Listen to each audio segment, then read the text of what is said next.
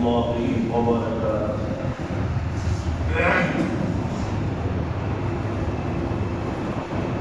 الحمد لله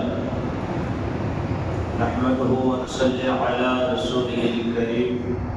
أما بعد فقد قال الله تعالى في كلامه المجيد والفرقان الحميد: أعوذ بالله من الشيطان الرجيم. إن الله وملائكته يصلون على النبي يا أيها الذين آمنوا صلوا عليه وسلموا تسليما. اللهم صل على سيدنا مولانا محمد وعلى آل سيدنا مولانا محمد. قال الله تعالى في كلامه المجيد والفرقان الحميد: وما أرسلناك إلا رحمة للعالمين. وقال الله تعالى في كلامه المجيد والفرقان الحميد: وما أرسلناك إلا كافة للناس بشيرا ونذيرا ولكن أكثر الناس لا يعلمون. قال النبي صلى الله عليه وسلم: أول ما خلق الله نور. صدق الله العلي العظيم.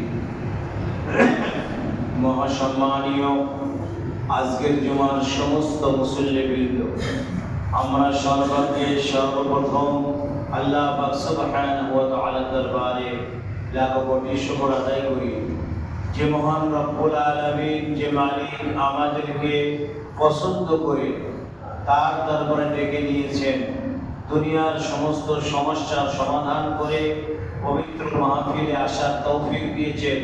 সেই মাহফিলের দরবারে, মুনিবের দরবারে সেজদা অবনত মস্তকে শুকরিয়া জ্ঞাপন করি। সকলে উচ্চ আওয়াজে বলি আলহামদুলিল্লাহ। তারপরে মদিনার সবুজ গম্বুজের নিচে শুয়ে আছেন দো জাহানের কান্ডারি শফিউল মুজতাবির রাহমাতাল লিল আলামিন জনাব মুহাম্মদ রাসূলুল্লাহ সাল্লাল্লাহু আলাইহি ওয়াসাল্লাম। তার উপর লাখ কোটি দরুদ ও সালাম আমরা একবার বলি সাল্লাল্লাহু আলাইহি ওয়াসাল্লাম। পবিত্র মাহে জমাতুল আউয়ালের 2 নম্বর জুমা, আলহামদুলিল্লাহ। আমরা লক্ষ্য করছি মানুষ কিভাবে আমাদের থেকে সরে যাচ্ছে, আমাদের থেকে বিদায় নিচ্ছে, এটা আমরা লক্ষ্য করছি। কিন্তু এটা মাথায় রাখবেন, আমরাও থাকবো না, আমরাও দুনিয়ায় থাকবো না, আমরা একদিন বিদায় নেব। এটা মাথায় রাখতে হবে। এইটা মাথায় রেখে দুনিয়ায় জীবনযাপন করে আমরাও একদিন এভাবে করে দুনিয়া থেকে বিদায় নিয়ে চলে যাব। ঠিক আমাদের থেকে একজন হাজী সাহেব, যিনি জুমার দিনে আগে মসজিদে আসতেন, জুমার দিনে আগে মসজিদে আসতেন, কিন্তু তিনি আজ নাই। গত জুমায় ছিলেন না, আজও নাই। তার মানে তার ডাক এসেছে আল্লাহর দরবারে, তার ডাক পড়ে গেছে, তিনি সাড়া দিয়েছে আল্লাহর ডাকে। সুতরাং এভাবে করে প্রত্যেকটা মানুষ আল্লাহর ডাকে সাড়া দিয়ে চলে যাবে। যদি কেউ ভালো কাজ করে যায়, মানুষ বলবে লোকটা ভালো ছিল। যদি কেউ অন্যায় অত্যাচার করে, লোকটা বলবে লোকটা বিদায় হয়েছে, আমরা খুশি হয়েছি। লোকটা বিদায় হয়েছে, আসমান খুশি, জমিন খুশি। লোকটা বিদায় হয়েছে, গাছপালা সবাই খুশি। আর এমন লোক মারা গেছে, মানুষ কাঁদছে, মানুষ বলছে খুব ভালো লোক ছিল, লোকটা মারা গেল। 2 শ্রেণীর লোক হবে, মনে রাখবেন। এক শ্রেণীর লোক বদদোয়া খাবে, কবরে শুয়ে শুয়ে বদদোয়া খাবে। আর এক শ্রেণীর লোক কবরে শুয়ে শুয়ে নেকি অর্জন করবে। একবার জোরে বলুন সুবহানাল্লাহ। একটা মানুষ মারা গেছে, আমি আপনি যদি বলি লোকটা ভালো লোক ছিল, আমার খুব কাজে এসেছিল, লোকটা একদিন আমার উপকার করেছিল, আল্লাহ তাকে জান্নাতবাসী করবে, এটা আমরা বলি কিনা? আমরা প্রায় মানুষ এটা বলি, লোকটা খুব ভালো লোক ছিল, লোকটা আমার অনেক উপকার করেছে, আল্লাহ ওরে ভালো করুক, আল্লাহর কবরটাকে জান্নাত বানিয়ে দিক।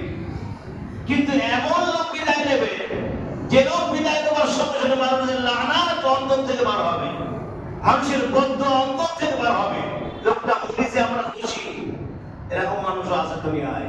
সুতরাং এমন মানুষ, এমন জীবন গঠন করো, তুমি যে দুনিয়া থেকে চলে যাবে কিন্তু দুনিয়া তোমার জন্য কাঁদবে, তুমি আসবে, দুনিয়া তোমার জন্য পাগল হয়ে যাবে, কাঁদবে।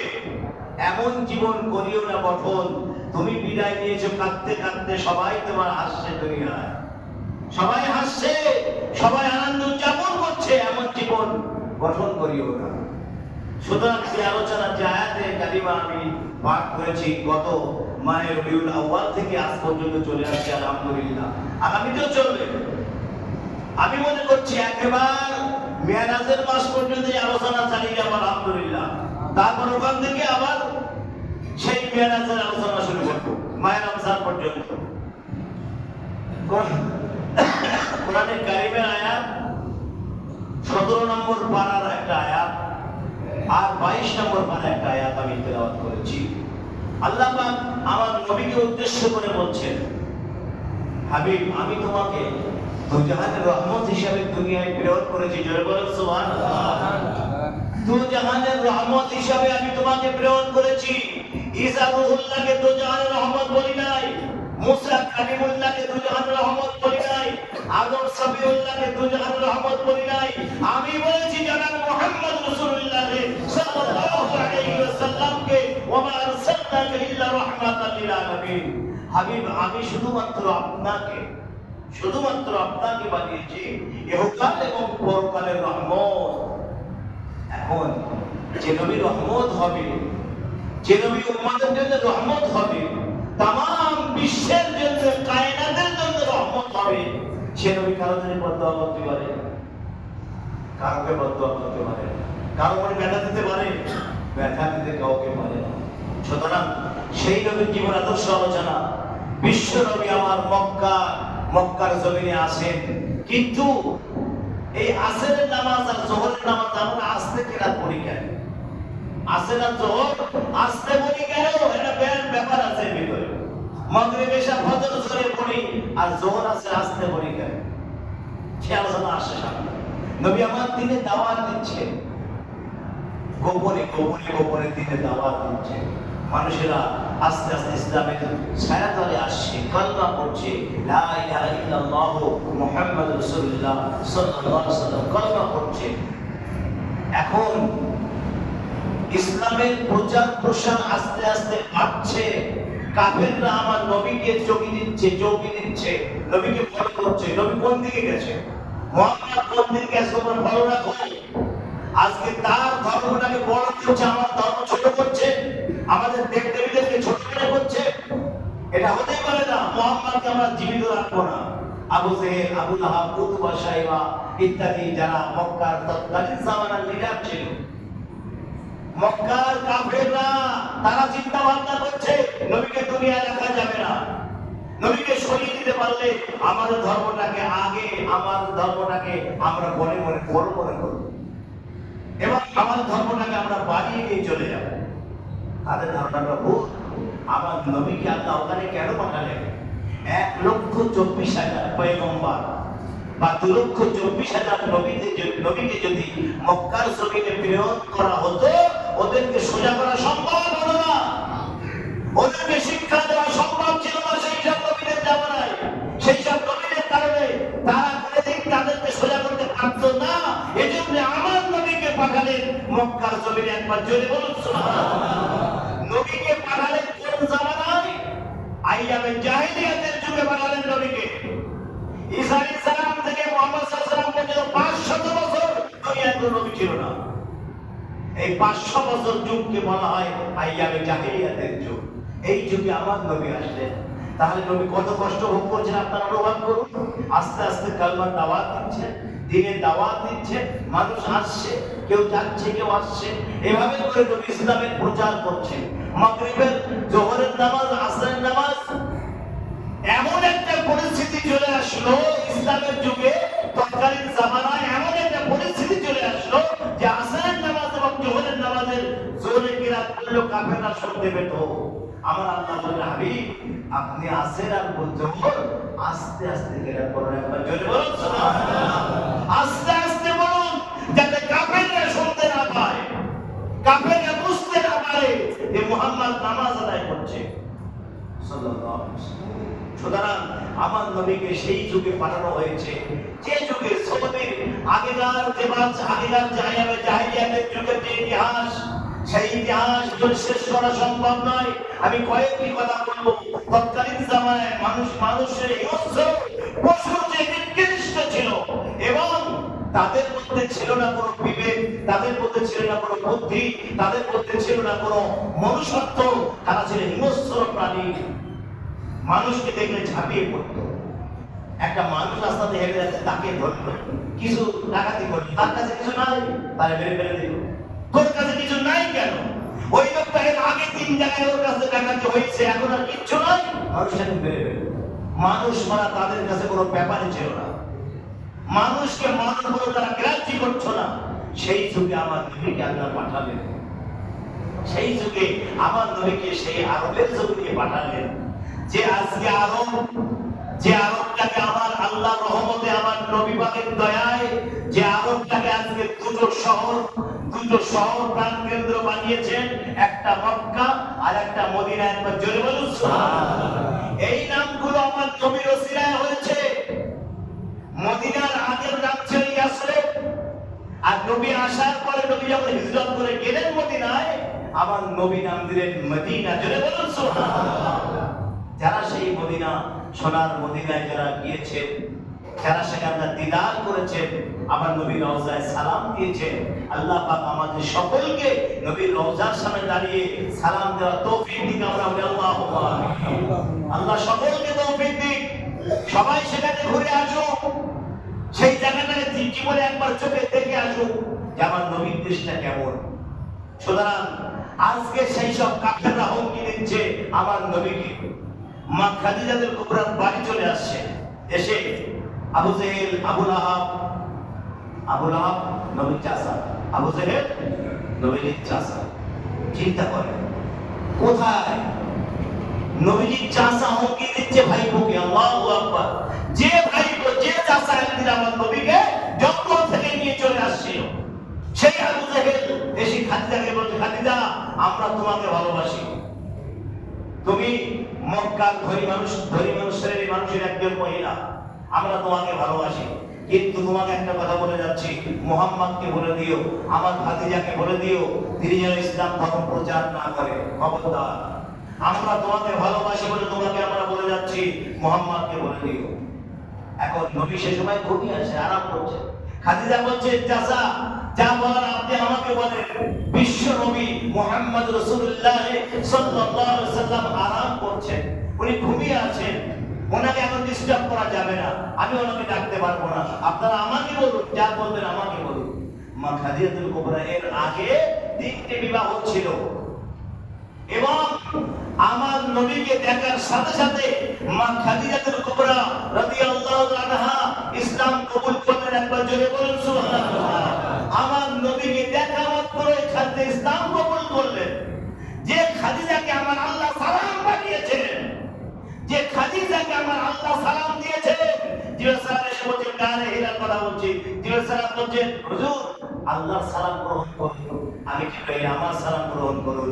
মা খাদিজাকে আমার আল্লাহ সালাম বলেছে। একবার জোরে বলুন সুবহানাল্লাহ। আমার নবীকে তিনি খাদিজা ইসলাম কবুল করলেন। তাহলে আল্লাহ নবী আল্লাহর হাবিব দ্বীনের প্রচার করছেন, ইসলামের প্রচার করছেন, কখন বাড়ি আসেন, রাত্রের বেলায়, দিনের বেলায়, কোনো ঠিক নাই। মা খাদিজা দরজার কাছে দাঁড়িয়ে আছেন। বিশ্ব নবী মুহাম্মদ রাসূলুল্লাহ সাল্লাল্লাহু আলাইহি ওয়াসাল্লাম কখন আসবেন, এসে আমাকে ডাকবেন, আমি ঘুমতে পারবো না, আমি খাদিজা ঘুমাতে পারবো না, আমার নবীর সঙ্গে আমি বিয়াদবি করতে পারবো না। খাদিজা দাঁড়িয়ে আছেন দরজার কাছে। যেই দরজায় ধাক্কা দিলেন, খাদিজা দরজা খুলে দিলেন। আমার নবী বলছেন, খাদিজা, তুমি কি রাত্রে ঘুমাও নাই, তুমি জেগেছিলে?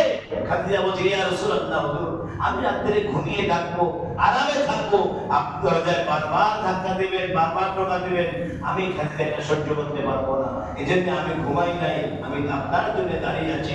একবার জোরে বলুন সুবহানাল্লাহ। যে খাদিজা কবরের জন্য এত কেঁদেছেন, ইহুদির ঘরে জন্ম নেওয়ার পর ইসলাম কবুল করলেন, কবরের চিন্তায় এত কান্না কেঁদেছেন খাদিজাতুল কুবরা। আল্লাহ নবী আল্লাহর হাবিব বলেন, খাদিজা তোমার কান্নার কারণ কি? খাদিজা বলছে, ইয়া রাসূলুল্লাহ, হুজুর আপনার ওয়াজে আমি শুনেছি, আপনার বক্তব্যে আমি শুনেছি কবরে 3টে প্রশ্ন করবে, মুনকার নাকির দুজন ফেরেশতা আসবে। হুজুর আমি খাদিজা চিন্তা করছি সেই প্রশ্নের উত্তর আমি দিতে পারবো কিনা, এজন্য আমি কাঁদছি। যে খাদিজাকে আমার আল্লাহ সালাম পাঠায়, আমার আল্লাহ সালাম বলে দেয়, সেই খাদিজা কবর থেকে কিভাবে কাঁদছে। বিশ্ব নবী মুহাম্মদ রাসূলুল্লাহ সাল্লাল্লাহু আলাইহি ওয়াসাল্লামের স্ত্রী তিনি কিভাবে কাঁদছেন, কবরের জন্য কাঁদছেন, কবরের সওয়ালের জবাবের জন্য কাঁদছেন, আল্লাহর ভয়ে কাঁদছেন। আমার নবী বললেন, খাদিজা তুমি কেঁদো না, তুমি কেঁদো না, তোমার কবরে মুনকার নাকির না আসা পর্যন্ত আমি মুহাম্মদ রাসূলুল্লাহ সাল্লাল্লাহু আলাইহি ওয়াসাল্লাম বাড়ি আসব না। খাদিজা বলছেন, ইয়া রাসূলুল্লাহ আমার 3টে প্রশ্ন আছে, যদি আমার প্রশ্ন আপনি মেনে নেন অবশ্যই আমার কান্না বন্ধ করব আমি। 3টে প্রশ্ন যদি আপনি আমার কথা শুনেন। বল কি বলো খাদিজা? প্রথম প্রশ্ন হচ্ছে, আমার কবর দেওয়া, কবর খনন করার সঙ্গে সঙ্গে আপনি কবরে আগে শোবেন। একবার জোরে বলবেন না সুবহানাল্লাহ। আপনি আগে শুইবেন এই কবরে। তাহলে আমার নবী যে কবরে শুইবে সেই কবরে কি শাস্তি হতে পারে? আরে কথা বলেন না কেন? নবী যে কবরে শুইবে সেখানে শাস্তি হওয়া সম্ভব? আমার নবীকে সৃষ্টি করলে আল্লাহ কিচ্ছু বানাতেন না দুনিয়ায়, আসমান জমিন তার মধ্যবর্তীতে যা কিছু আছে সব আমার নবীর ওসিলায় আল্লাহ সৃষ্টি করেছে। খাদিজা বলছে, ইয়া রাসূলুল্লাহ হুজুর আপনার লেবাসের, আপনার জামার কোন অংশ দিয়ে আমার কাফন বানাবেন। একবার জোরে বলবেন না সুবহানাল্লাহ। আপনার জুব্বা মোবারক দিয়ে আমার কাফন তৈরি করবেন। তাহলে মা খাদিজা যদি কবরের জন্য এত কান্নাকাটি করে, এত কাঁদে, আমরা কি কাঁদছি? নামাজই বলি না কান্নাকাটি, নামাজ পড়ার সময় পাচ্ছি না কান্নাকাটি করতেছে। আমার যেই সময় আসবে আজরাইল নিয়ে চলে যাবে তখন মনে করবে আল্লাহ কি হবে এবার, এবার কি হবে, এবার ধরা খেয়ে গেলাম, সব ধরা পড়ে গেল এবার, আর কিছু করার নাই। এইবার শুধু কবর দিয়ে চলে আসবে, কবরে অ্যাকশন শুরু হয়ে যাবে। শুধু কবর দিয়ে শরীর যাবে ওখান থেকে, কবরে অ্যাকশন শুরু হয়ে যাবে। মার বীর সেখানে যে কি হবে, আল্লাহু আকবার, আল্লাহ ছাড়া কেউ জানে। সে মানের দাম নেই, সে মান আপনাদেরকে বোঝাতে পারবো না। মুনকার নাকির চলে যাওয়ার পরে দুজন ফেরেশতা প্রবেশ করবে কবরে, যাদের চেহারা কালো কাকের যে বিভৎস মূর্তি, এরকম দুজন ফেরেশতা। এরা মানুষের দুনিয়ায় না, কিন্তু একটি বেউরি পড়ে যাবে। অন্ধরা হেঁটে যাচ্ছে, ব্যাগ লাভ করি তো তিনি লাভ করতেছে। একটা ব্যাগের কাছে আমরা অসহায়, একটা পিপিলিকার কাছে আমরা অসহায়, একটা ফেমুলের কাছে মানুষ অসহায়, একটা কল্যাণ কাছে মানুষ অসহায়। তার একটা মানুষ যদি এই সামান্য প্রাণীর জন্য অসহায় হয়ে যায়, কবরে কি অবস্থা হবে আপনারা চিন্তা করুন। শুধু কবর দিয়ে চলে আসবে, অ্যাকশন শুরু হয়ে যাবে কবরে। যেমন রূহ তেমন ফেরেশতা, ভাই সোজা কথা বলছি, যেমন রূহ হবে তেমন ফেরেশতা আমার নিযুক্ত আছে। আল্লাহ বলতেছে, মালাইকাতুল বিলাদুল শিদাদুল্লাহ ইয়া রাসূলুল্লাহ মা আমারহুম ওয়া ইয়াফআলুনা মা ইউমারুন। আল্লাহ বলতেছে আমার এমন ফেরেশতা আমি নিযুক্ত করেছি, সব জায়গায় নিযুক্ত আছে। আমার ফেরেশতা মণ্ডলী কত একমাত্র আমি আল্লাহ ছাড়া কেউ জানে না, সম্ভব নয়। কিন্তু 4 জন ফেরেশতা আল্লাহর নিকটবর্তী, 4 জন ফেরেশতা আল্লাহর নিকটবর্তী। এমন ফেরেশতা থাকবে তাদের কানে শুনতে পাবে না আপনি কি বলবেন, কাঁদছেন না হাসছেন, তারা শুনতে পাবে না। এমন বধির ফেরেশতা নিযুক্ত করবে, যেখানে আযাব বেশি দেওয়া হবে সেখানে সেই ফেরেশতাদের মণ্ডলী নিযুক্ত করবে, যারা কানে শুনবে না, চোখে দেখবে কিন্তু কানে শুনতে পাবে না যে আপনি কি করতেছেন, কাঁদছেন না হাসছেন, ব্যথা পাচ্ছেন না পাচ্ছেন না, তারা কানে শুনতে পাবে না। সুতরাং এমন ফেরেশতা মণ্ডলী সেই কবর নিযুক্ত থাকবে, কবর থেকে নিয়ে জাহান্নাম পর্যন্ত নিযুক্ত থাকবে। তারা সেখানে আল্লাহর হুকুম মানার জন্য রেডি আছে, প্রস্তুত আছে। আল্লাহ তুমি যে হুকুম করবে আমরা সেটা শিরোধার্য পালন করব। আল্লাহর হুকুম মানার জন্য তারা রেডি আছে। আমার ভাই বাবাজিরা, যাই হোক এই আলোচনা এখান থেকে শুরু শেষ করলাম। আগামী জুমে ইনশাআল্লাহ এই আলোচনা হবে। আল্লাহ পাক আমাদের সকলকে শোনা এবং বোঝার চাইতে বেশি বেশি আমল করার তৌফিক দান করুন। আমরা বলি আল্লাহুম্মা আমিন ওয়া আখিরু দাওয়ানা আলহামদুলিল্লাহি রাব্বিল আলামিন।